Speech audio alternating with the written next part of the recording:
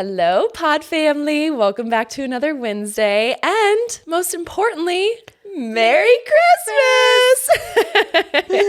Oh my gosh, this is so fun. This is my favorite holiday.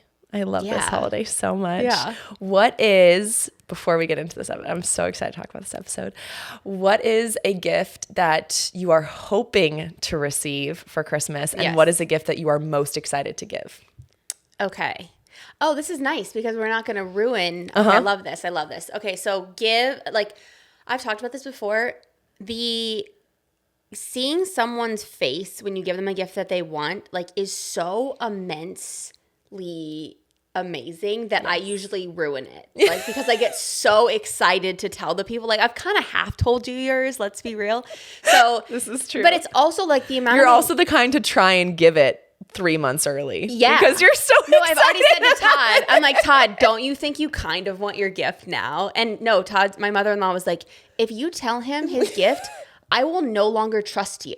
She yelled at me. So anyways. I love her. I will say but then the anxiety, I'm going off on a tangent, but the anxiety of watching someone else open something and then the person not react. And then I look over to the face of the person giving and I almost want to cry. It's heart-wrenching. As a spectator, you get that much anxiety. As a spectator, it is so people, if you get a gift and you don't love it, just do a little bit of acting so the person doesn't feel just depressed. Side note. But what I'm looking forward to most, you think he's listening? Okay. I got Todd, I've been giving him, these two beautiful David Yurman necklaces, and one is football helmets, which is really cool. One's a cross, and then I got another pendant that I actually was able to get the Dream Recovery D on it. So I got it engraved, but it's really slick and cool, and so I'm very excited. I already know he loved it. I was gonna say, you can't ever be afraid of someone having that reaction because you give the best gifts. They're so thoughtful. No one will ever get a gift from you and be like, because they're so good. Well, thanks. I try. And then the other one I'm really excited about is yours. You kind of know what it is. But wait, should we tell? But you don't know what it is. True. Basically, we have some exciting merch that will be coming out for you all to experience, but Todd designed it. He's very good at designing hats, and so I'm very excited for you to see. It's even different than the one piece that I shared with you, so I'm very excited about that. I can't wait. And then I'm taking way too long with this answer. And then the gift that I want, I feel like I just want all the Elwood hoodies and sweater sets. Yes. 100%. I asked for those too. You've got me hooked. Obsessed on those. They're so comfortable. And a write-off because we can wear them on the podcast. So totally. Yeah, totally. What about you?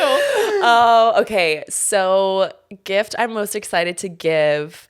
It's just, Caitlin is just the best age right now. She turned 3 in August. So she's just that age where the smallest things make her so happy. And the one thing, her list for Santa changes. It changed every day in December. Share this. It's so funny. It changed every day.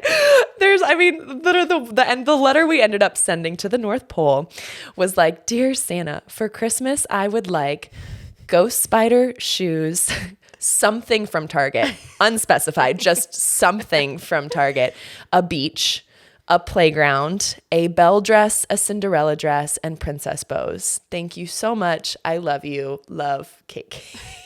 And I just melts. So cute. Just melts. So the one thing that was the first thing on her list is she loves Spidey and His Amazing Friends, and she's all about Ghost Spider. And so she's been asking for Ghost Spider shoes, which I was do these right? I was do these exist? Walmart had the cutest pair of Ghost Spider shoes, and I think she's just gonna she's gonna lose her mind. Absolutely lose her mind over the Ghost Spider shoes. And the smallest little bit, I think she's gonna be so excited about that. Gift I'm most excited to receive, I hope you won't think I'm super bougie for this. I normally don't ask for big gifts. Pause. I guarantee this is not going to be bougie in the slightest. It is. No, it is. But so Hayes and I we don't have a TV in our bedroom. And it's not necessarily a rule. It's just we kind of not having a TV in our bedroom. We've never had one. We'll always just watch a movie out on the couch Yeah. and then we'll go to bed after. But I found this TV that like it rotates and it's on wheels, so you can like move it around. So cool. And I just thought for postpartum, like that would be the coolest thing to have, of like, if I am nursing in bed and I just want to put a show on while I'm nursing, Yeah. or if I'm taking a bubble bath and I need 30 minutes of me time, I can roll my TV into the bathroom and like have a bubble bath and like watch my favorite Yeah. movie. Like, That's not bougie at all. I was like, I think it would be super convenient. And then like even just the nights that like Hayes and I are like, hey, like let's watch a movie in bed. Like it just seems like it would be a really like fun little treat just to have. So that's what I've asked for. We'll see. I feel like that will happen. And I also feel like that's not bougie. That's just what you deserve. Thank you. I'm really excited because it does. It feels like a splurge to us to like when we go to a hotel or we stay at someone's house and there's a TV in the bedroom. We're like, oh, this is such a treat. Which is good. I mean, you guys are crushing the sleep routine. Todd would approve. Todd would approve as long as. So I'm like, I think this is still technically Todd approved. It is. Okay. It is. Okay. As long as he approves. With all that being said, we have a really special episode today, you guys. So this is a name that if you followed my story at all over the last couple years, you will know it. Crissy Perham is our guest today. She is a Olympian from 1992, the Summer Olympics in Barcelona. She won 3 medals, including a gold and world record as a part of the 4x100 medley relay with Jenny Thompson, and another gold in the 4x100 freestyle relay. She was an NC2A champion in the Hunter Fly in 1991 and 1992 for the University of Arizona. So first and foremost, an incredible swimmer, incredible athlete, amazing career. So that's what we talk a lot about first, is her career, what it was like being in the Olympics in 1992, and then now as an Olympian, what she feels when she's watching our amazing athletes continue competing to this day, and the emotions that it evokes for her watching the games. But we have a very special connection with Crissy. So Crissy is actually my dad's living organ donor. So my dad had to get a kidney transplant due to his ADPKD, which is autosomal dominant polycystic kidney disease. It runs in my family on my dad's side. And we got to a point a few years ago where his condition declined so rapidly and he was doing so poorly that we had no choice but to ask for help. And up until that point, we had kept it very quiet, but we got to the point where he was either going to need dialysis. He was already on the transplant waiting list, which can be years of waiting. And so my mom wrote a Facebook post and she said, here's what's going on with Dick, my dad. Here's what we need. We need a living organ donor. We need someone who is willing to go through this process and give a kidney to Dick, because right now it's not looking good. And we found out in May of 2022, I got the call that we had a match, and it was completely anonymous, had no idea who it was, just that we had a match. That's that so my wild. dad had someone that had gone through this process and that wanted to give him their kidney. And the emotions in that moment were just unbelievable for all of us as a family. And then we find out a few weeks later, not only do we have a match, but my dad's living organ donor is a fellow Olympic gold medalist in swimming. It's like, you can't even write a movie like that. No, like you just absolutely can't. And so we got to meet Crissy. They had the surgery. They're both doing very well. And Crissy and her husband, Charlie, have obviously become a part of our family. And so it's just amazing for Crissy and I, my dad, to be able to share our story and our connection. So we talk about Crissy's career, but then of course we go into what happened and how Crissy found out and her process and why she did it, and now how she's doing after, and why it's important for us to talk about this. So with all of that being said, this is obviously a super emotional episode for me, because Crissy gave my family literally the greatest gift you can give someone, which is time with the person they love most in the world. And I told Crissy this in the episode, but there's not a moment that I don't have alone with my dad, or that I see my dad playing with my daughter, that I don't think of her, because it literally would not have happened and would not have been possible without her. So she is truly our guardian angel. And we do a lot of work talking about not only living organ donation, but also the importance of family health history. And I personally do a lot of work with Otska on this. And so we'll talk about it again. But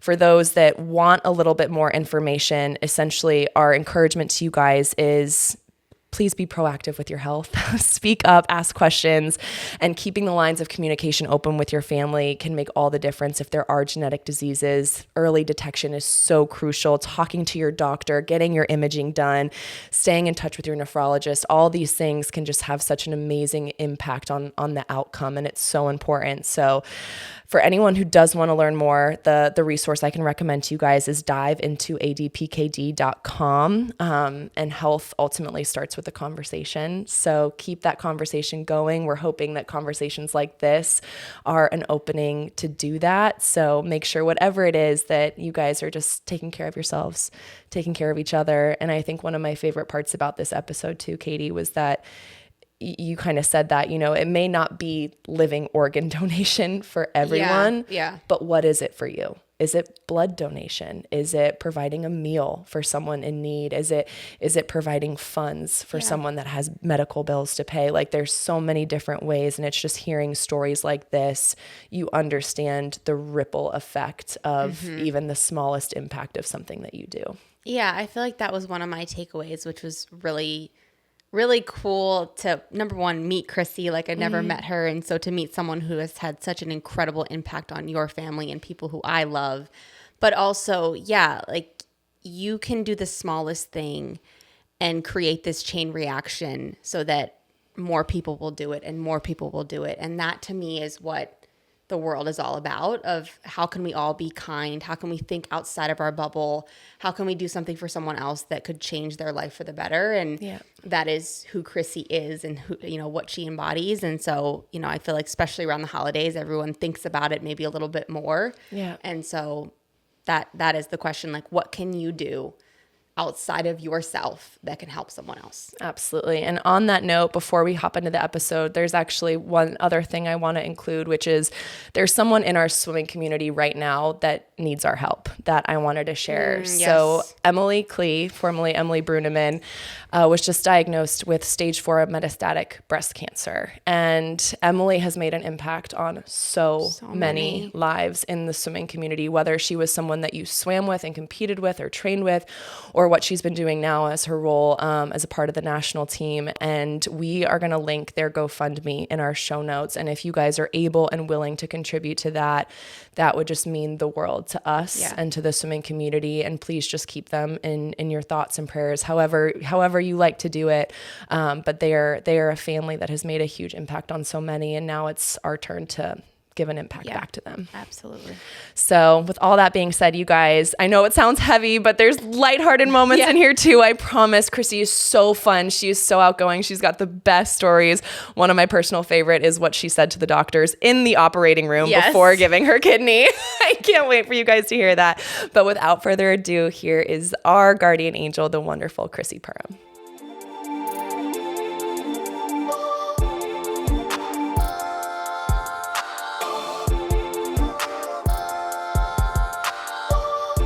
Dream Recovery has been a longtime sponsor, and there is a major reason why.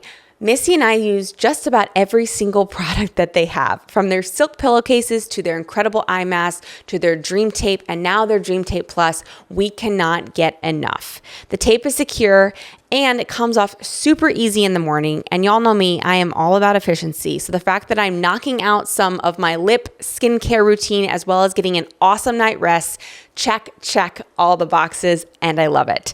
The benefits of mouth taping are really extensive, and since using it in the last year, I have fallen asleep faster, increased my REM sleep, aka the ability to recover well, and found myself waking up just so much more well rested. If you're nervous, I get it. They have their Dream Strips, which is just a smaller one, but just as effective to allow you to experience the incredible benefits. So in this busy world, why would you not take such an easy step to optimize your life? So we've got a special code for you. It's code Unfiltered to give you 30% off your first order.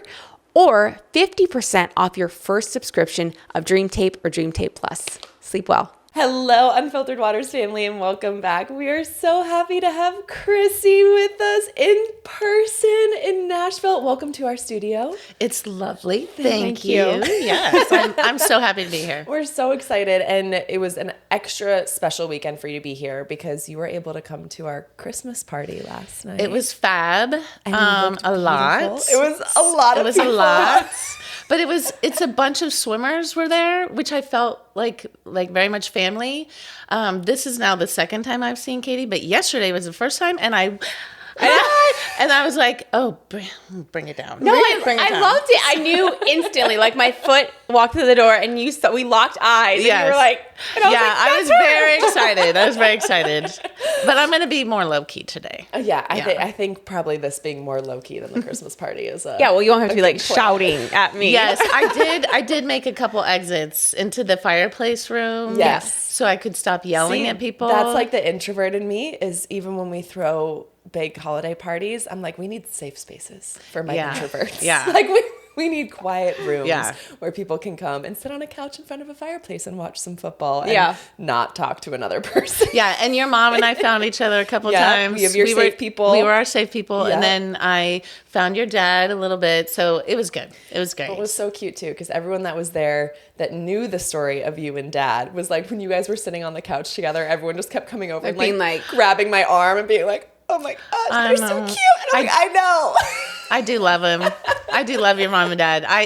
I totally adopted you guys as my family. So Absolutely. I gave a kidney, but I got like family back. So it's the best. An organ for three family members, a son-in-law, and a granddaughter. And I also got like a mother-in-law that is your mother-in-law, and you got like Hayes' all of mom, those too. siblings, like, and then your aunt CJ. Like I like checked so many boxes when I gave that kidney. So Well, we feel the same about you and Charlie, and we're so excited that we are having you here. And we're going to start off, we're going to talk about your career because it is so impressive, and we love speaking to Olympians and hearing their experience. And I'm so excited to hear now your perspective, watching the Olympics, what the differences are, the things you see, all that stuff. And then after we get through all that, we'll go into, of course, our story and what we share and how we met and our amazing connection. So just to start off, I want to take it all the way back because I think Katie and I have talked a lot about what Paris was like for us this summer, and for us to be at an Olympic Games for the first time as spectators and actually witness it, but even just like watching it as someone who's been there and done that. When you're watching the Olympics now, what is the first thing that takes you back to 1992 and Barcelona? Like, what does that evoke in you when you watch the Olympics now?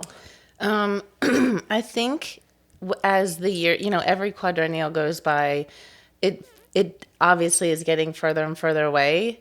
Yet every build up to trials and every build up to the games, I'm like back to being 21. Like I feel it. I get excited. I start having last summer that just went by before the games, right before Olympic trials, I was having weird swim dreams. Like, I don't know if you guys have those. 100%. Yeah. Can't get a suit. Can't find a suit. Can't find your goggles.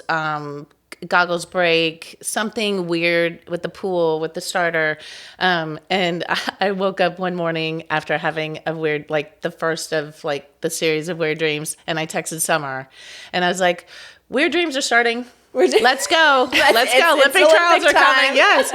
Because it's like something that's in us all the time, Yeah. And I can forget about it and it can go away. And then that build up. And of course, I'm a huge Team USA fan. Like, I just want everybody to walk off that deck, like with their heads held high, first, last, everything in between, and feel good. And because I remember those feelings too. So like, it's emotional to watch you guys. I didn't go back to trials until 12 was my first trials back. And Summer was doing the interviews on the deck. And so the first event was the men's turn abreast that I watched. And so I'm way up in the stands and I have a bunch of family with me and a bunch of friends. And then there's a bunch of other old swimmers from like Olympics from the 60s and 70s and 80s. And we're talking to each other. I was like, okay, we're all rooting for this guy, Clark Burkle. He swims at the University of Arizona. Yes. So I was like, I got like everybody in our section. I was like, that's our guy down there. So he swims the first 50, not great. I think he's probably like in fifth. At the turn, maybe still fifth or fourth. At the last turn, like third. And he has a great last 50. And we were like, our whole section was losing their minds.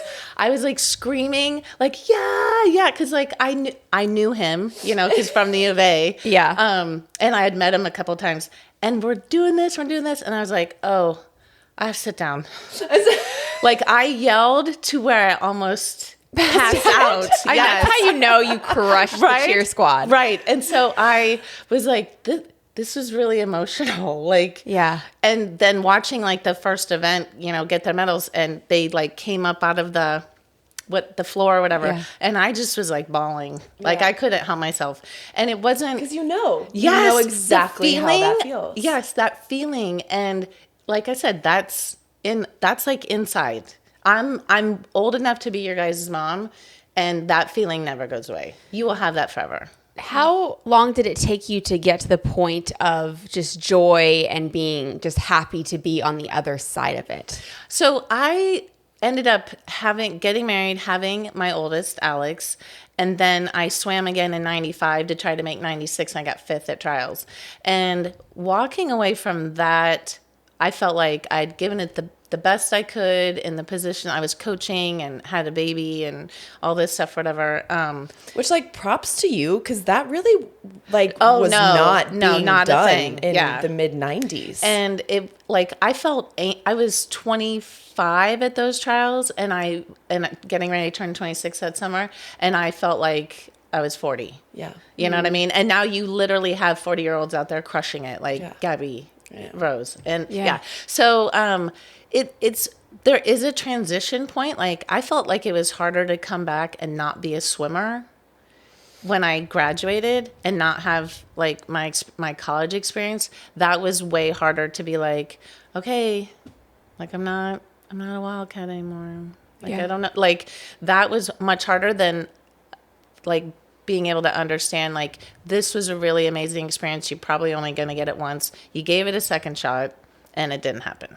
So that was way easier than walking away from being a collegiate athlete, I thought. I know. It still comes with so much too, though. Yeah. And Katie and I have talked about how different our Olympic experiences were, and for different Olympics and so much. But when you look back on Barcelona, you were still so young. But how was your Olympic experience? So we only had 15 girls on our team. Wow. What? We had so many people doing doubles. Oh. Yeah.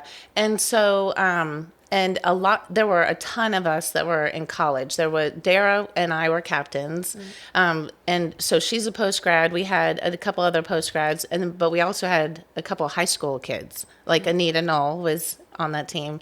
But there were so many people doing doubles and triples. So we only had 15 girls. So when we were at the Village, we were only in 2 apartments. Oh my God. Yeah. That's so it was insane. Yeah. And so we could our doors kind of faced each other, and we were just like, we had rooms in each side, and everybody just kind of walked around these 2 apartments. That's the whole team. Did you have rookie skits back then? We had rookie skits. We did all that stuff in France. So, okay. But like the best, like any of the skits that we did, like I try to remember the best ones.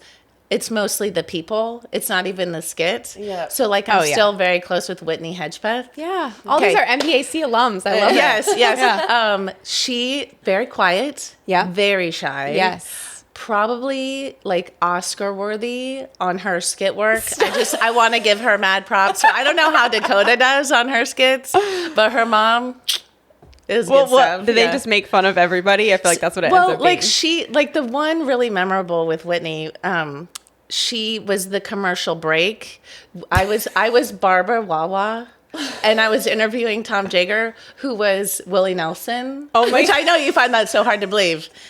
He's not weird at all. So, with the headband or whatever. He nailed it. But she was the commercial break. and she took like some hairspray or water bottle and turned it into like a hairspray can. She's like, do you want big hair? Do you want really, really big hair? And she had combed her curly hair. It was like this big. Oh my gosh. And I just like the whole time I was like, oh my gosh, she's so good.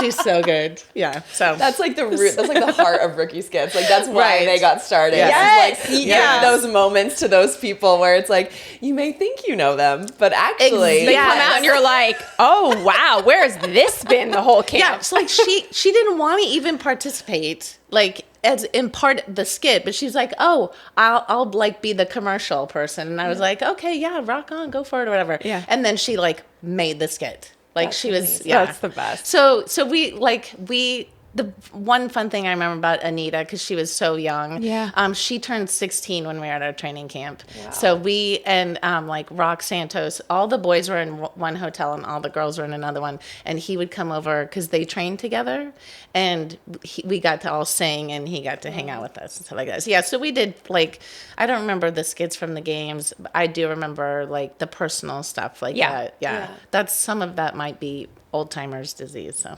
no, we all have sounds that. like it was good. Oh yeah, it was.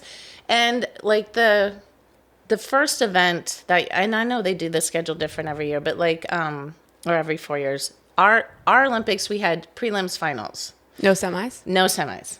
That's nice. So, oh my gosh, I say all the time, bring that back. And if you are a person who does more than one event, or does someone like Kate Douglas, you do the IM, but you do the breaststroke, but then you do the 100 free. Like, there's no rhyme or reason to how you're going to be able to do that. Yeah.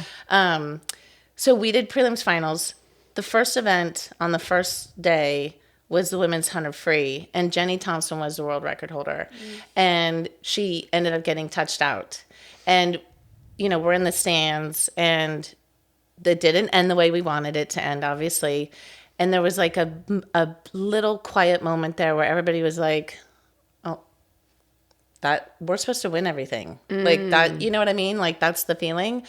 And we like started cheering for her in USA. And I remember like taking a break and going to the bathroom and crying like, this was not supposed to be like this. Like I need to get it together.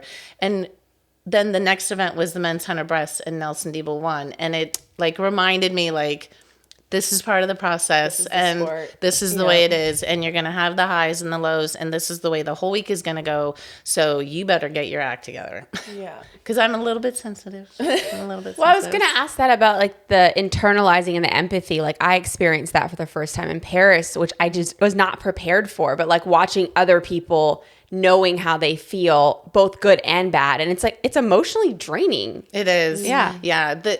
When I went to 12 and Clark made the team, I ended up texting Summer and I was like, how do people just watch this meet?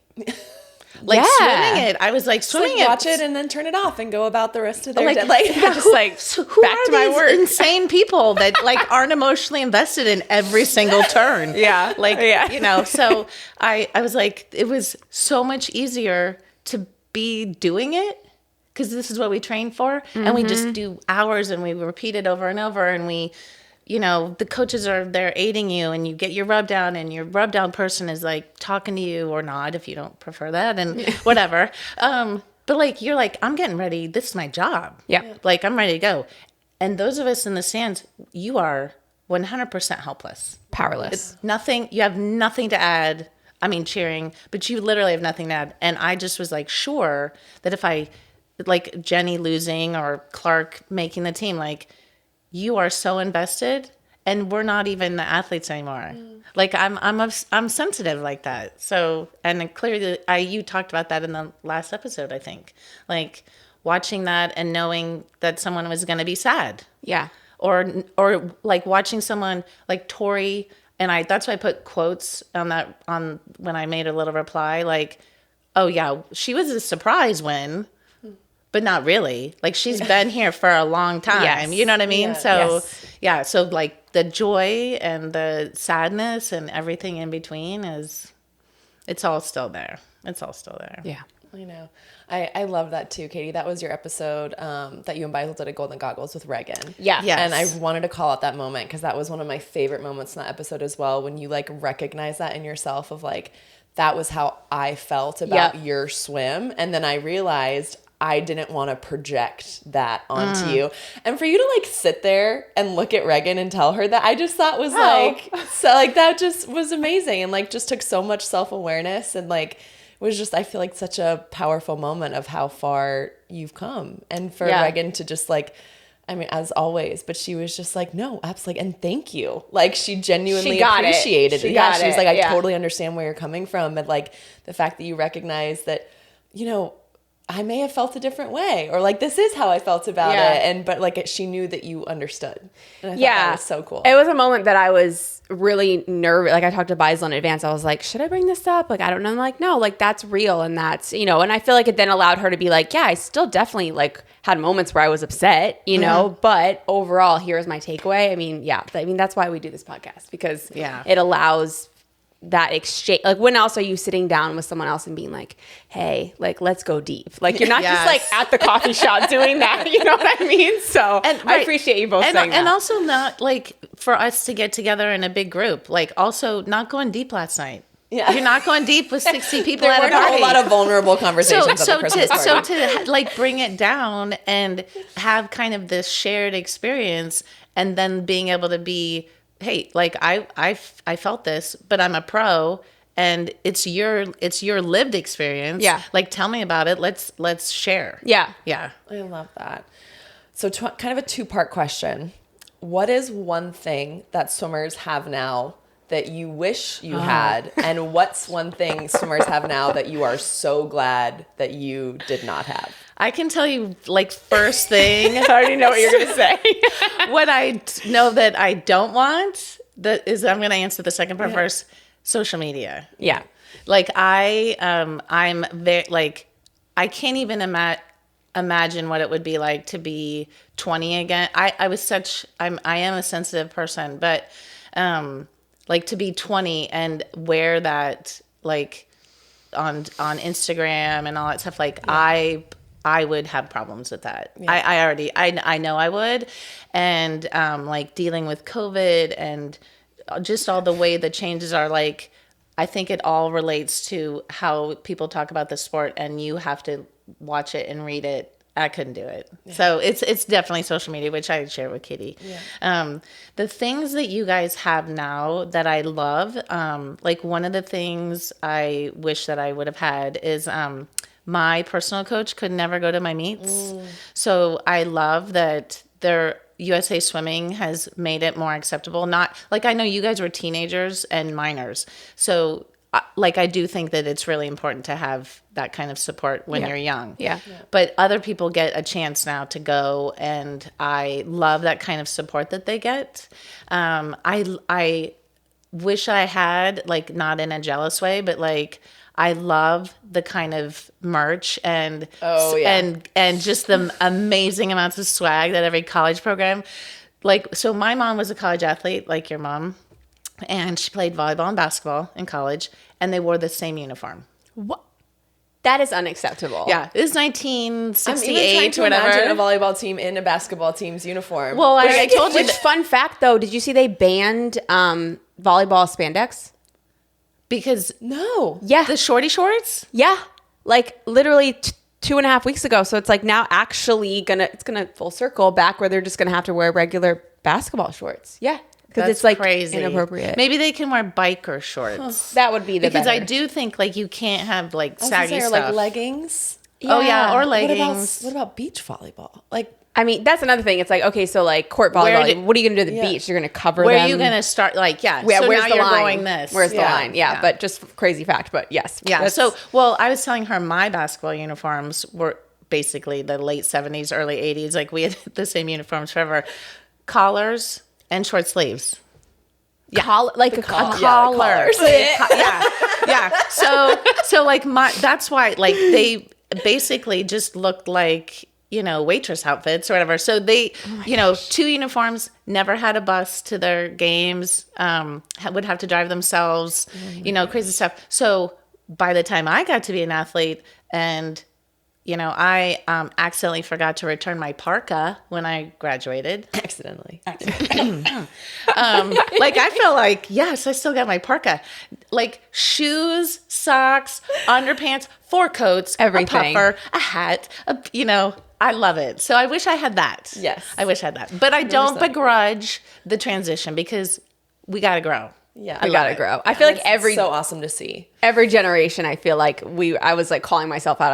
I'm looking at like, what was it on the way to Budapest or Croatia? They had the like private plane and they have like, it's just like, but every Insane, generation has yes. their little like gripes. So it's like, it's just always going to get better. And that's a good thing. And It that's a means good the thing. sport's Yes. growing. And I love it that they treat swimmers like the athletes we are. Yes. Like we deserve it. And I hate the word deserve. I think you should earn it or whatever. But I do feel like you have earned it. You have earned that respect. You have earned that treatment. You deserve to be treated like a professional athlete. Yep. You're getting ready to go to the biggest sporting event in the world. Yeah. Knock it out, man. Go to Croatia all on the that swag. private jet. Get whatever you want. Right. Yes. Yes. It's so true. Okay, final question about your career, which I'm just curious about this personally, because Barcelona is my favorite city. Oh my the whole gosh, world. it's incredible. Have you been back since? No. So, Charlie and I just went to Italy in February, and the debate really was between going to Italy or going to back to Spain. And then I did the Camino de Santiago with a couple college friends they were both swimmers too, and I didn't go to Barcelona. Like I'm literally in Spain, and I didn't go. And so sometimes I kick myself, but Charlie and I are empty nesters now. So go back. Well, yeah, totally go back. But like the couple of things I want to remember. So, when you're on Mount Juiy where they had like, I think they had swimming, diving, track and field or whatever. And you walk down the steps to the big fountain area. I mean, I haven't actually been to. Oh, okay. So that's what I'm saying. Like in my brain, the fountain area, like, so the last day of swimming, then because I was 22 by then, I could sign off and leave the village. Yeah. So my dad was there, my brother was there, my husband at the time, and they're like, hey, we want to take you to this really cool fountain area. And it had been a lot of peopling for 3 weeks. A lot of people. A lot of people. Like, you're not going to the bathroom by yourself. You're not sleeping by yourself. You're not eating by yourself. Like, you're never sitting in a car. You're always in a bus with like 70 of your best friends. And then the meet was insane. There was like so many people there, and like getting in and out of the village or whatever. It had been a lot of peopling, and I needed less peopling. So they're like, hey, we're going to take you and we're going to go down these steps. And there's this beautiful fountain. It plays music with color and all this stuff, whatever. And I was like imagining like Friends, like, oh my gosh. And we'll sit on a bench and we'll listen to the gurgle.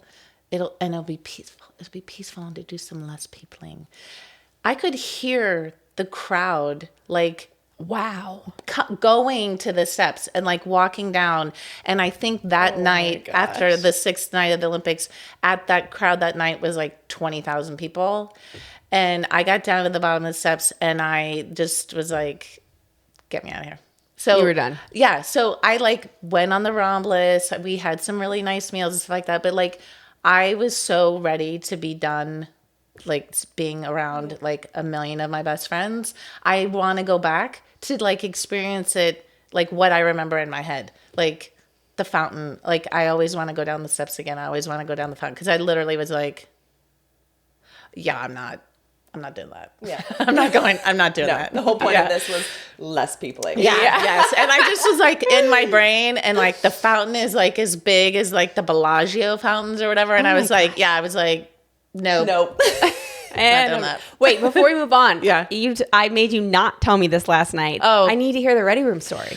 Right. Okay. So I just want to shout out Lily. I think we'd be besties. I agree with this. Really, Knowing both you and yeah. Lily King, I agree with this. And I love it. Like Frank had told me several times, you would love Missy, because I used to sing in the van all the time, and he would tell me all the time, like when you guys came out the Call Me Maybe thing, he was like, oh my God, like all I could think about was you doing that, and I remember thinking, yeah, that's an annoying song. Like I would totally love it. Yeah. like I could see myself doing. Yeah. So I look forward to maybe crossing paths with Lily at another time. But she talked about kind of which we've all experienced, the intensity of the ready room. Yeah. And like, especially you guys having to go through it as a semi-finalist and a finalist, I think is way different. The cameras are in the ready room now. Like we all know the Michael Phelps. We all know that picture or whatever. So we didn't have any of that. But the room, is not very big. It's probably not even as big as this room. And it was before the medley relay. So it was really crowded. It was really tight. Like they had a seat for everybody, but like I'm not sitting. Yeah. So there was some people roaming around, and we had a closed circuit television going on of the last event before we walked out, and it was the men's 100 back. And I am really, really close friends with Jeff Rouse, who was first autograph I've ever gotten. Oh my gosh. Olympian, by the way. He is a lovely fact. man. He is. His wife and daughters are awesome. Shout out to Jeff. And we go way back. But he was the world record holder. And again, got touched out by a Canadian, a wonderful guy named Mark Tewksbury. But I remember, like, again, like, oh, God. Like, that was not supposed to happen like that, And I'm sure that I, like, made a motion, like, or something like that. And I turned around to talk to the other people on the relay. So it was Lee Lovelace was the backstroker, Anita Null was the breaststroker, and Jenny Thompson was the freestyler. And I remember like leaning in and like whispering, I was like, oh my God, I'm so bummed for Jeff, like that. Yeah. And I turn around and they're showing the results real quick on the TV. And this German girl like goes like this to where Jeff gets second and goes, get out. And I took like 3 steps towards her because I was going to punch her. I might have gotten closer and then just like yelled at her because I'm a big sister and I also am good at intimidating you. What'd you yell? No, nothing. I like started walking to her to like get in her face, and Bev Montrella was our manager, and she was like, yes, yes. She literally like comes flying in like a defensive back. Yeah, she's like fabulous. Whoop! She's like, okay, we're walking over here, and I just was like, oh, I was like, she's like, it's fine. Like, listen, you guys are gonna, you have a right. Why are you even worried about that? Like, trying to like tell me things, and I was just like, no, whatever. So I finally like get her to like realize I'm not gonna physically assault anybody in the ready room. And so we're standing there, and I told you the room is still pretty small. So they go through the replay because it was a really tight race, and then they put the results up again. This is all happening in like a minute, and the German guy was like 7th or 8th, and I go, oh, yeah, yes. And that was like, sit down. And I got grounded. She goes, sit down. I was like, fine. You might be more like Lily did this, right? But like you were like about to physically. I couldn't. There were steps. There were steps taken. And here's the thing: I felt like it was very disrespectful because we all are trying really hard. Like we're all trying really hard, So it really I get it. Like obviously I wanted Americans to win everything. Yeah. We always do. Yeah. And if we don't win, we get first and second. Like I don't, this is just how we are. And I felt like it was just disrespectful to Jeff. I felt like it was disrespectful to do like taunting. Like whatever. And as a former basketball player, I talked my fair amount of crap on the basketball court, but at the end, I'm shaking hands, I'm walking away. I do not hate these people.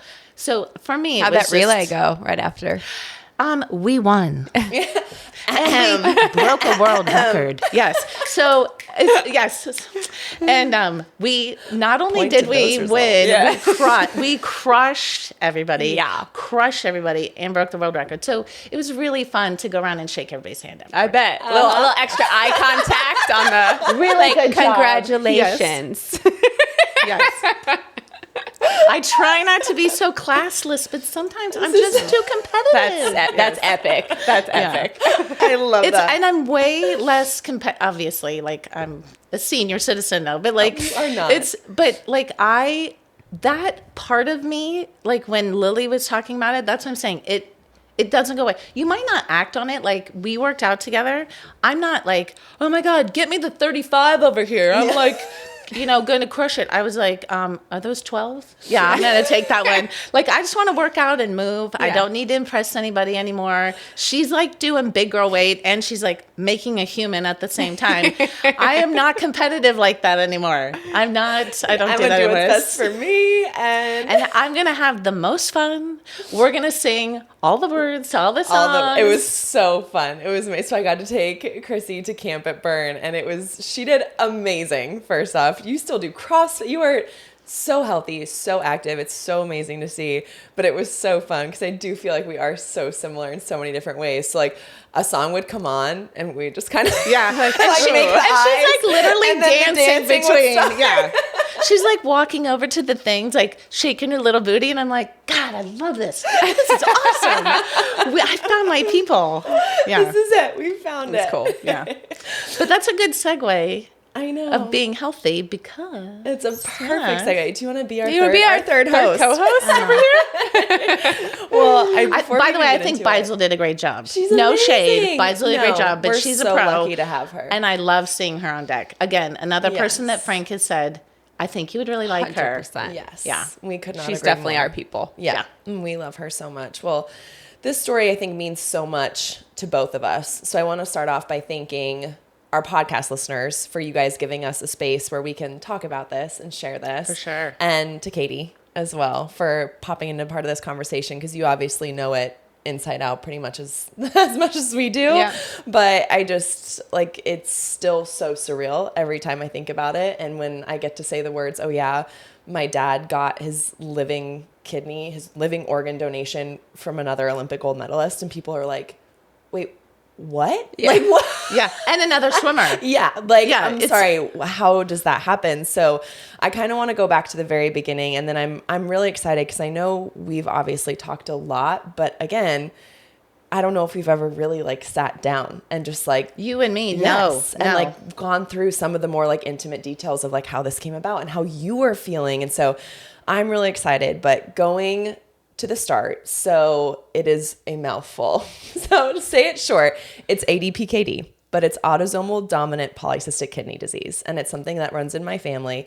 So my grandfather had it. And then my dad is one of 4, and 3 of his 3 siblings, including himself, has had it. So his brother and his sister have also had kidney donations, and everyone is doing well. That's wild. Yeah, it is. But it is obviously a disease that's really impacted our family. And so when my dad started declining rapidly, we were faced with the decision of, do we prepare him for dialysis, which is so hard. I mean, that really impacts your lifestyle. It impacts how much you can travel. You're sitting in a dialysis center. And he's a very active person. He's a very active person. And he and my mom love to get out and do stuff. They love to take trips. And so we just knew that that was going to like severely impact his quality of life.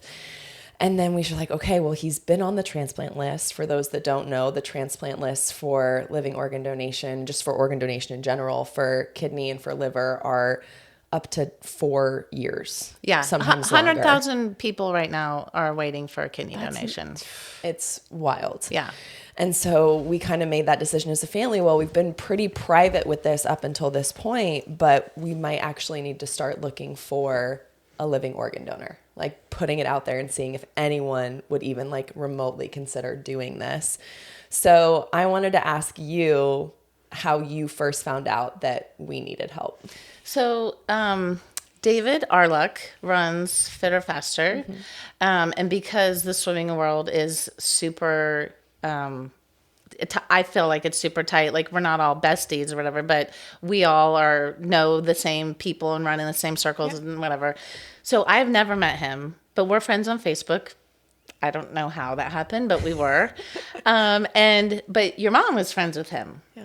And so your mom wrote a letter, like really as everybody refers to it, it's like the Hail Mary, like okay, we've like pretty much done everything we can. Now we have to ask for help, which you and I talked about this weekend. Like, I don't even like asking for help to do like work in my house. Yeah. I don't want help like with the small, like I don't want someone to run grocery shopping for me even when I'm sick. So when your mom like literally was like begging for help and explaining the situation, I felt like, whoa, like I was moved. I was moved reading the letter. I felt connected to the letter because of the swimming community. But I also was like, I mean, that could be me. I mean, I'm done having kids and I am super healthy. I don't have like diabetes doesn't run in my family. I don't have kidney stones. I don't like have any other issues that would really maybe like take you off the list right away. I've never had cancer, stuff like that. So I started the process super casually thinking there are probably like 100 other people doing this, you know? And so I like went to our camp up in New Mexico and I did some work and like came back and they're like, hey, have you done your urine collection yet? And I'm like, oh, like, no, like I'll like, Thanks for didn't the realize reminder. it was like, didn't realize it was like such a big deal. Like I really was like, didn't feel like there was a big time crunch. So then I do that and which like immediately narrows us down to maybe like 20, let's say. And then you have to do some blood tests. And now there's like 3 of us. And so Charlie's my husband. He was doing work in Denver and they're like, hey, when you come up, we'll do all your big testing and we'll see if like this is going to happen. So I do the final testing and I wasn't even the first person that like completed everything because I was like, didn't realize it was going to be a big deal. And so I didn't think I was going to be the donor. And then it came back that person couldn't do it. Am I still willing to consider giving my kidney? And I was like, yeah, like, let's go for it. Let's do it. Can you do it next week? I cannot. Like, that's not a good time for me, but I can do it like a couple weeks after that. And they're like, okay. And that was it. Like it literally, and this is like, I said this to your mom.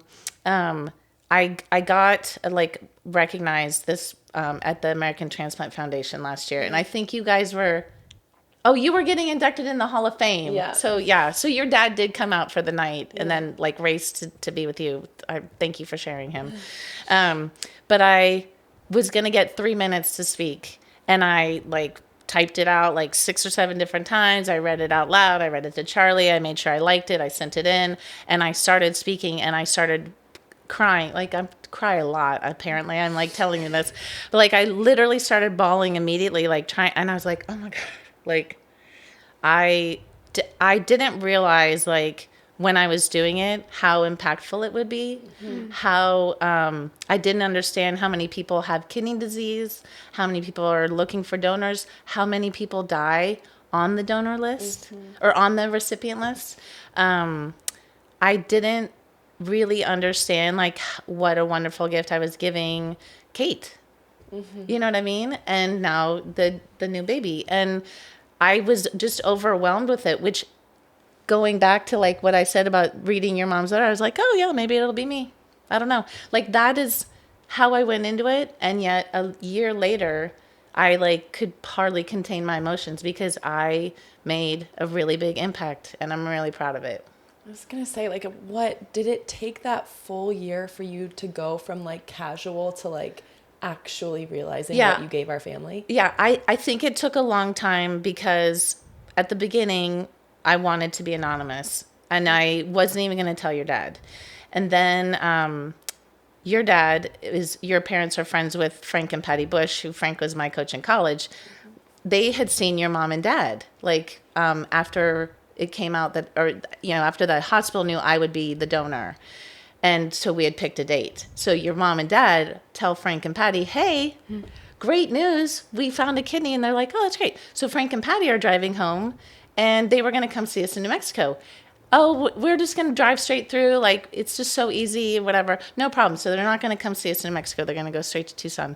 By the way, we saw the Franklins and I was like, oh, yeah, okay. Like I was a little bit weirded out. Like that was random. Really good news. They found a donor. And I was like, you're kidding. Yeah. So I like, and of course they're like full grandma, grandpa mode. I'm on speaker in the car. So I'm talking to both of them. And I was like, I have something to tell you. And I like remember being like, this is weird. So I'm just going to tell you, I'm the donor. Nothing. I heard nothing. And then Patty's like, oh my God, are you serious? I was like, I wanted to tell you. I didn't want to tell anybody else. But like, I knew that you knew them or whatever. So they knew first. And I had talked to Frank, and I talked to Frank and Patty a little bit after that. And I was like, I think I'm just going to remain anonymous. But like, you can't tell anybody I'm doing this, because it's not 100% until you're like on the gurney, like getting ready to have your surgery. So he like was, they keep them awake to a certain degree, so they can literally ask them like in the operating room, like, are you you're sure? 100% Yes. sure you want to do this? yes, like I was like so in the twilight. Like, I don't know if I had my eyes closed or not. Are we? I mean, I really want to tell this story, so please do. So they don't want you to meet beforehand, because there's like weird, what if you change your mind, then the person saw you, or that so makes like sense. whatever. There's a lot of, I will say, and you can attest this as well, there's a lot of protection for the donor involved, and just as much consideration for the donor's health as for the Absolutely. recipient. That makes Because they're like, sense. we're not about to take this organ out of you unless we are 150% sure that you are going to be just fine without it. Yes. Absolutely. Yeah. I try to remind people all the time, one, I didn't go into it sick. So I already had a leg up on Dick. Also, the amount of testing, I mean, like I'm a woman of an age, so I've already had a mammogram, a colonoscopy, I get my women parts checked all the time, whatever, like times 10. Like, I did stress tests to the point where they're like, we're going to make the incline go higher. I'm like, oh my God, like this is just like being at the Olympic Training Center. But anyway, so they don't want you to meet and all this stuff forever, but they knew that we had finally met on Facebook, but we had never seen each other in person. So you're preparing apart, like your family members can't see each other and all that stuff, whatever, just in case something weird would happen. In different rooms? Different rooms. Okay. But so they're like started the drug process for me. So there's a video of me like trying to wave at your dad, and I have like all this hanging out of my body. And I was like, like you can see me like, what is this? Like, this is so crazy. And I'm like waving at him. I'm like trying to take my mask down. It was comical. So, I'm a little sassy. So I go in the room and I'm in my twilight. So I'm awake for my final go through. You have to confirm your name and all this stuff and whatever. And you're here. And can you tell us why you're here? And I said, I'm here to get my breast augmentation. They were not impressed. I am very funny, but they were not impressed with us. It was a good joke. No, so then you can hear like a couple other people like whatever, and then the nurse asked me again, Mrs. Perham, like, can you please tell us why? And I was like, I'm here to give a kidney. Like, I just was like, y'all don't even know. I'm hilarious. Yeah. So, like, I point that out because they really do, like, there's no benefit for Dick doing well and then having the recipient or the donor, like, flail and now they're sick too or whatever. So, I felt 100% safe and confident. Like, I don't like to go to the dentist. I do because I'm a grown up. I don't like going to my doctor's appointments, but I do because I'm a grown up, but when I signed up to do the surgery, like who would do that? I didn't have a second thought ever. And Charlie had said later when they were wheeling me out, like my pulse meter or whatever that is that's on your finger, my resting heart rate was still 50. Nice. As they were rolling me out, he's like, she's supposed to be doing this. Yeah. Because I never got nervous. I get more, like I just got just had my teeth cleaned like this week. And I walk in and I'm like, hi, Barbara. They're like, we know you don't like being here. I was like, I don't. Like, and that's like not even surgery. And I stress about it. And I like walk my dog for like 2 miles beforehand and all that stuff, whatever. Surgery. Making jokes on the table. 50 heart rate is awesome. It was that easy. It was that easy. And it's just so amazing to me that you never had that site, like from when you were like, okay, yeah, like casually just like, I'll see what happens. It was like, as that process went along and as you kept getting asked to come back and doing more tests and doing more things, there was never that part of you that was like, oh, wait a second, this is like actually getting to be a real possibility now.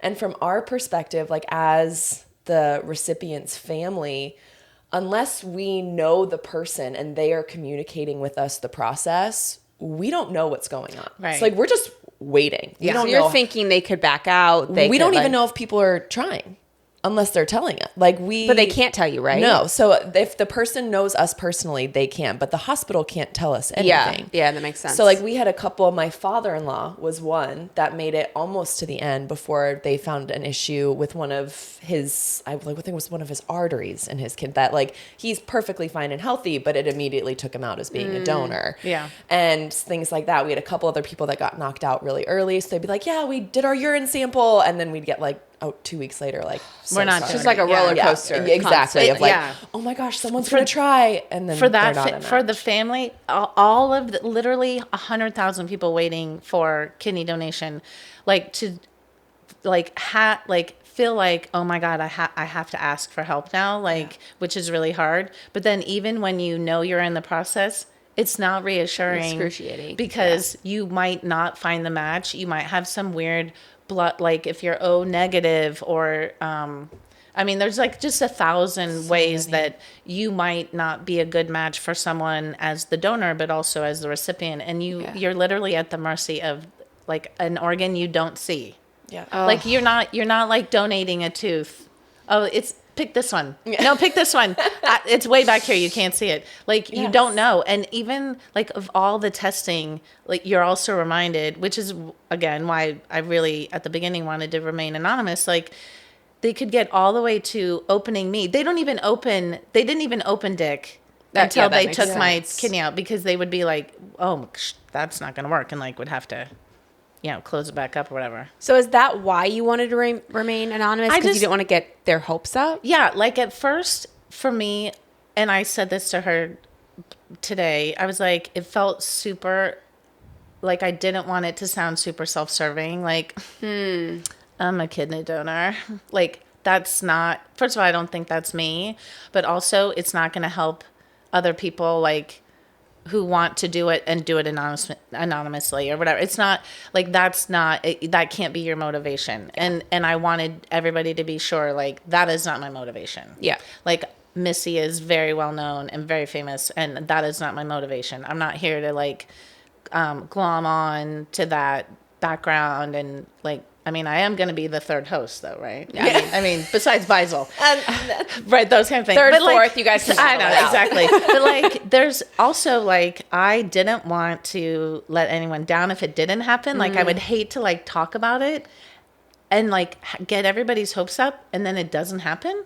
Like, or you get COVID and you have to wait, or Dick gets too sick. Yeah. Like So there's a many lot factors. of factors, and with her being such a public figure, I also like felt like there's no need to like add to the spotlight of that.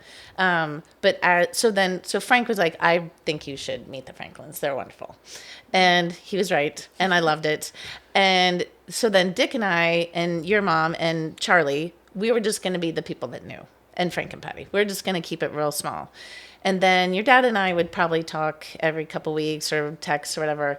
And we both, I mean, this was a big deal for both of us. And we both were like, you know what? Like, this is super unique. Like, we might have a platform here. Like, we have, like Missy with her background. You're both Olympic swimmers. You're the one giving the kidney, but you also were an Olympic swimmer. Like, all this stuff, whatever. She's like, I just remember him being like, we should consider, like, that we could take this further. Yeah. And so as uncomfortable as, like, it did take a whole year maybe for me to process it, but like I joke now, like I'm not trying to make this my whole personality, but let me tell you about living donation. You know what I mean? Yeah. I have like cute shirts and all that stuff, whatever. Not as good as this one, but I have other cute shirts. But I think it's important. It feels important to me because I have been witness to the impact, and there are so many people that need it. And it was awesome. Why wouldn't I talk about it? It was amazing, and more people could be doing it. So, yeah. So I since that time, I've been really active with kidney donor athletes. We did a big 8-mile swim last year in Key West. It was awesome. I got to meet a ton of other kidney donors, and it's just amazing. They climbed Mount Kilimanjaro. They do it every year, and I'm always like, not doing that. The living organ donor community is insane. Yes, we're crazy. And I was like, but I'll bring snacks. Like, I'll see you at the bottom. But I got to meet Mark McIntosh, who's a sports broadcaster out of Denver. He was also looking for a kidney. And I work with his organization, Drive for 5. We're looking for 5,000 donors. We're trying to do it every year. I am not part of it, but like I'm, in the program learning about how we're trying to change some laws to give tax benefits to living donors. Like not to incentivize it. You're not getting paid. I didn't get paid. I did everything, like all of it was taken care of with the Franklin's insurance, but like making people understand, because what has inevitably happened as I've like traveled around and talked about it a lot. Oh, I'm also a living donor. I signed the back of my license. I'm like, that is awesome. That is not living donorship. And I'm sure you do. And I don't know how much you guys have talked about it. Only 2% of people that sign their license actually end up being donors, because there's not a lot of control, obviously. And like, if you've had a terrible accident and there's, so they can still get some of your organs, your corneas and stuff like that, but it's much, much, much harder. And you can sign that and then not have an artery problem in your kidney. No one's taking your kidneys in, and that you could be so perfectly healthy. So like getting people to understand, like, that's great to be a donor and donate life. I'm 100% for that. Taking the steps to being a living donor is better. And it's not hard, and you can always change your mind. But we're trying to change the way people talk about it, the same as we talk about miscarriages or depression. Like, not talking about it isn't going to fix it. Yeah. Yep. So, like I said, I don't try to make it my whole personality, but I do talk about it a lot. Big part of you. It is a huge part of me. Yeah. And now a part of me is a part of Dick. Yeah. Which I'm so happy about, because goodness knows that man needed some feminine sass. I'm thrilled. Do you know they have done studies with living donors that the people that are the recipients like take on some of like the other like personality traits. Yes. Really? Yes. So I said to DA, So I had my surgery. We had the surgery on a Wednesday. Dick came out of the ICU like on a Friday morning. So Friday night, or like by Friday afternoon, I was being discharged. Which like is insane. Yeah. Like it was easier than having a baby.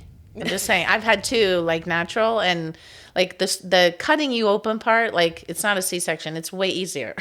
So I feel bad for anybody that's done that. But like I went in there and your dad was sleeping at first, and then I was talking to your mom, and I was just like, I am so happy. I love that I get to hug you. I just like, I'm just so happy. I think I said that like 5 or 6 times. And she's like, we're so thankful or whatever. And I said, I just want to tell you, like, a lot of joy is in that kidney, in Dick. Like, God, I'm like so excited I did this. She's like, we know. I was like, but no, I'm really happy. We know. So it was cute. Yeah. But he says he likes Mexican food better now. Yes, which is 100% you. That's all you. Right. And it's been so cool for me learning, especially like kind of how you felt wanting to remain anonymous at first, and now how open you've been, because I just want to thank you for that, because I know it's not easy to put yourself out there and put yourself on a platform where there could be feedback, and for you to do that, understanding like we could actually impact other people and other lives. And that's part of like so much of the work that I do, if you guys follow me, is with Otska, and we try and bring awareness to kidney disease and to PKD and the importance of having family health history conversations and talking to your family about, are there genetic diseases? Do we need to talk to our doctors? Do we need to put a plan together? And just creating this like support system for families that are going through that. And for us to be able to share our story. And for me, it's just meant so much to be able to be like, every single time, and you mentioned Caitlin earlier and our little one, like every single time I see Caitlin with my dad, like I think of you. He sends me selfies all the time of them together. That's what I'm saying. I knew what I was doing was important. I knew it. But it's the so personal much more than that. Yes, bigger. it's Yeah, the personal like, stuff after that. And everything. Yeah, and You gave the greatest gift there is to give. You gave us time. Yeah. With like the person that we love most. and I in the loved world. both my sets of grandparents. Like, I just was so blessed to have them in my life for so long. And now like seeing Caitlin like be so active and talky and all, like come this way, come this way, come upstairs. AKA come to this- bossing yes, you around yes, the yes. entire time you've been guiding and supporting and being assertive. But yeah, I get a little, like every now and then he'll send me a picture and it just says, thank you, love you. And every now and then I'm like, I did that. yeah. Like all I did You was did say, that. you can take an extra kidney. I don't even miss it. Yeah. I literally didn't do anything that hard. And then like something like that, I'm like, oh my God, man. It's such an amazing and story. You've had number two- you've had friends donate. See, that's what I'm saying. It's like it's just this insane reaction. ripple Yes, effect. yes. So I have had two friends, two former Air Force wives friends that we've known each other. One, she ended up giving it to her husband, but their kids were getting married and having grandbabies, and his kidney was going down, and she was like really worried about it. I was like, call me anytime.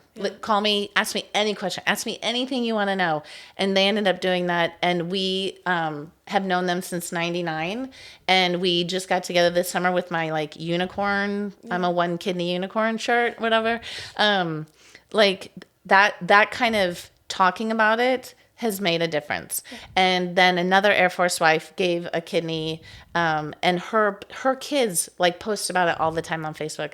So it's one thing to like have an impact on older people, and it's not that you guys don't understand life and I'm so much more mature. It's another thing to have like teenagers talking about it. Yes. And paving that path now instead of waiting until we're too sick or we need help. Like, let's talk about it now. Yes. Let's get people maybe to like try to stay healthier. Oh, you're not sure if you have a disease that runs in your family? Go to the doctor. Even if you don't want to, go to the doctor. Those kinds of things. And a lot of that just is because Dick and I like spent time like feeling it out with each other and finding what was going to be the most comfortable for both of us, because that was the priority. If one person had been wildly in one direction and one person had been wildly in another, I probably wouldn't be here. Yeah. I couldn't imagine a better fit for our family. Like you and I Charlie am have so just- lucky.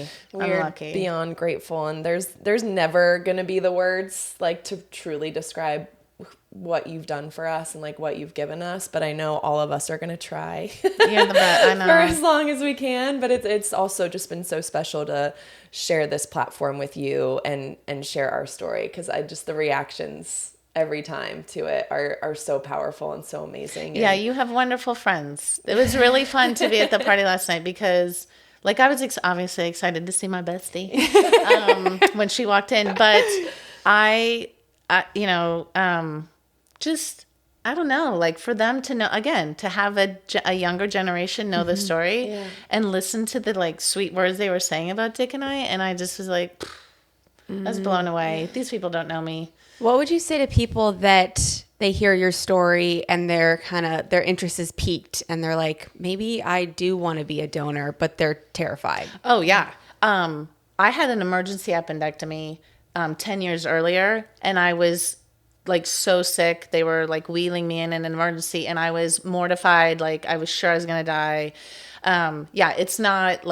It's nothing like that. It is a long, thoughtful, informative process. And like they literally remind you multiple times at every step of the way, if you're not comfortable collecting your pee for a week, don't do this. Not the thing for you It's to do. not It's a literal jug.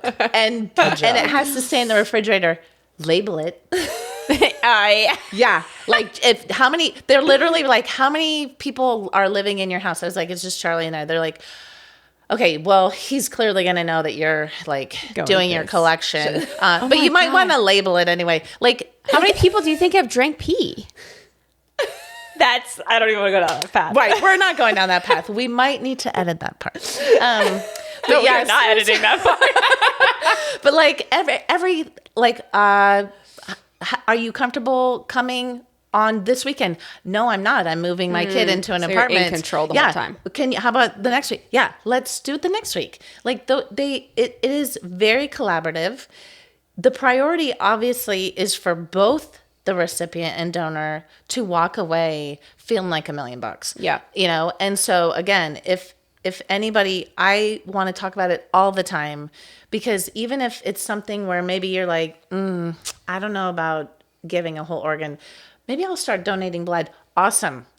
Go do that. Do your cheek swab. You're interested. You hear someone trying to have a GoFundMe for like, now you are in the fold, and it's like, oh, I'm thinking about buying a red truck. And now you see a red truck everywhere. Yeah. You will, once you become interested in it, you will see how many people are in need.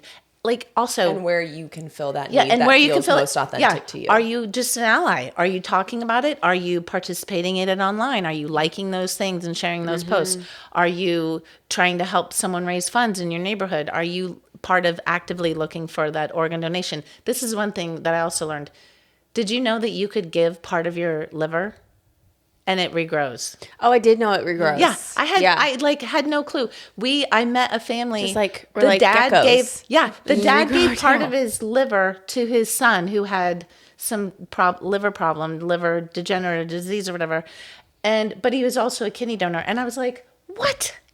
Yeah. You are amazing. Oh, I'm incredible. By the way, your dad was talking about how like he's getting over bronchitis. I was like, I'm not giving you a lung. Okay. That's their relationship. It was like we sat down at dinner and my dad was like, yeah, like I've been just dealing with some bronchitis stuff, and Crissy just looked right at him and she was like, I am not giving you a lung. Yeah. Like, listen. You only get one I organ love you. from me. Yeah, I love you a lot, but I am not doing I love that. this so much. That's amazing. Yeah, oh my gosh. Well, the time has come. We're going to move into our final 3 questions we ask all our guests. So nervous. I know. Okay. All right. So I'm ready. We'll ease you into the one you're Thank nervous you. for. So what is a moment or memory inside the sport of swimming that's brought you the most amount of joy? Okay, so bottom line, relays. Yeah. Like period, dot, end. So I grew up swimming. I was the only person on my swim team. So I never had relays unless I swam in the summer. But I wasn't. What do you mean you're the only person in your swim team? I grew up in New London, Iowa, and there wasn't a swim team. So but my dad was a teacher and a coach there, and so he was my coach. So yeah. So then my sophomore year, I moved to a big school, and I won a couple of events. We won a relay, we won state, but then I moved to another small town again, no swim team. So for me, relays are like, this is why I do sports. This is why I love basketball. Yeah. Like, they were the best. So I would have to say, obviously, the medley relay at the Olympics, we broke a world record. I'm like screaming in the camera. Yeah, like doing all this stuff, whatever. Love it. But on the other, that was like such a thrill and happy. When I did my last relay as a Wildcat, I was standing behind, like Christy Carolyn was on the team. Like there were other people on the relay, but like I literally was like hiding in her back of her head because I could not stop crying. I couldn't believe it was over. And I remember her turning around, and we got like 4th, which was awesome for us. Like I think we were like seated 12th, made finals, came back up 4th or 5th or something like that. It was awesome. And I was like sobbing behind her, and she turned around and she was like, I'm sorry you're crying, but like we did so great. I was like, but she was a freshman or so. I was like, no, you're right. But I want to tell you, like, my heart is broken right now. So like, let me just hide behind you. And my swimming wasn't done. So we had Olympic trials in March. We had women's NCs, and then the Olympics were 6 months later. I still had a half a year swimming, but I would, like, oh my God, like get a grip, you know? and then I would like look up again, and I would look around, and I just would lose it again. So like relays, like any relay, like we won world championships, and it was the first time that I'd ever broken an American record. And they put a picture in Swimming World, and I'm looking down, and I'm like that is real. So like all of the relays we ever swam, like they're the best. They're the best. High school, college, yeah. Agreed. Yeah. The best. All right, a moment or a memory outside the sport of swimming that brings you the most amount of joy. Okay, well, for me, I feel like it's easy because I have a fabulous husband, and I love and adore my children. I have a really great set of family, like cousin. I'm like really close with cousins and stuff. But I really do feel like the most impactful thing that I've ever done out of swimming is be a living donor. Yeah. You know, and like all of the other stuff is transient. Like your family will always be your family. You know, you make friends or lose friends or life passages, but like I did something that the butterfly effect of that thing has like had way bigger impact than I thought it would. So that would be my answer on that. Yeah. I mean, our second daughter is going to get to know her grandpa because of you. Exactly. That's why they're naming her Christine. Didn't you know that? Totally. Right. She like started talking about alliteration, and I was like, Caitlin? Christine? You're like, is this happening? Is this happening? Like, I don't know her that well. There's no way. But then I was like going to joke with her about it. But I like always had to fill it out because I'm kind of an asshole sometimes. So like I would be joking clearly, but I think that you're at the comfort level point I where do you feel can like say that. But I just want to say, when that third daughter comes around, No brainer. right? No brainer. Perfect. Also, I'll give it a little sneak peek. We are going with the C name for the second girl. It is true. So Yes. it is a C name. Yes. I've almost ruined it like 4 different times. I know. Oh, Yeah, we're not so, saying so it. you know, I did call. We talk every now and then, and he told me that she was pregnant like 6 weeks before you announced it. 2 months. Oh, wait, no, it was like Yeah. which I was completely fine. Yeah. with. I just didn't know he was. But your family. So I we tell you anything. I texted her and I was like, I just want to tell you, first of all, congratulations. I know I'm not supposed to know this, so don't worry. I will not be like calling TMZ or People Magazine, you know. But yeah, like I also asked. I was like, "Are we sharing the name? Like, can you tell me?" We She's are like, not. "Absolutely," but like not sharing. Yeah. Yes, Sharing, not Yes, sharing. not sharing. So All right, we're here. So, what is a word that motivates you or inspires you or serves as a reminder of who you want to be? So this literally changed, like every podcast I listen, because, you know, I've been from day one because I love you. Caleb. And I think Lily might have been your second or third. Like, so I'm a longtime listener, so I knew this was coming. I think it always depends on, like, the stories that your person has shared.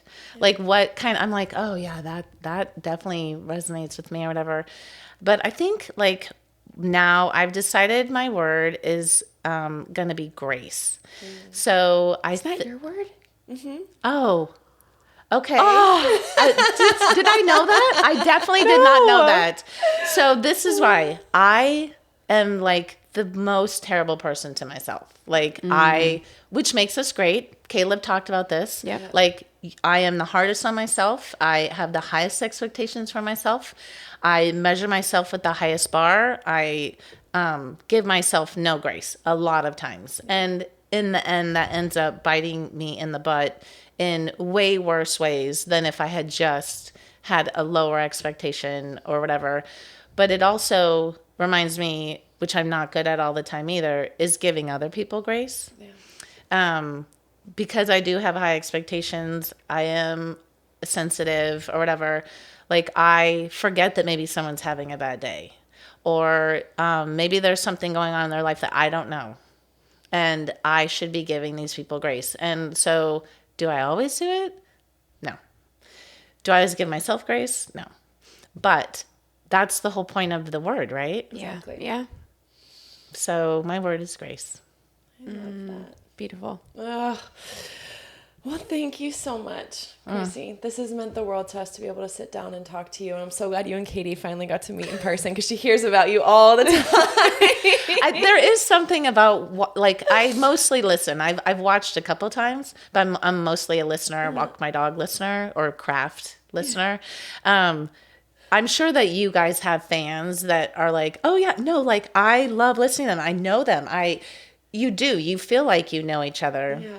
Because you guys are very real, and your people that you have on are very real. So I feel like I've known you for a while. Like I already kind of feel like I knew you, but I do feel like there's something about the swimming community and having the chance to kind of go a little deeper or like share funny stories or have it kind of a shared experience, like minus 20 years, you know, it makes a difference. It's so true. Special. I know.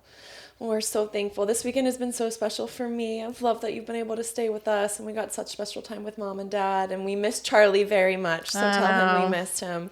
But we're so thankful for the time we had with you, and thank you for sharing your stories with us and your career. And for everyone listening and watching, Merry Christmas! Merry Christmas! Merry Christmas!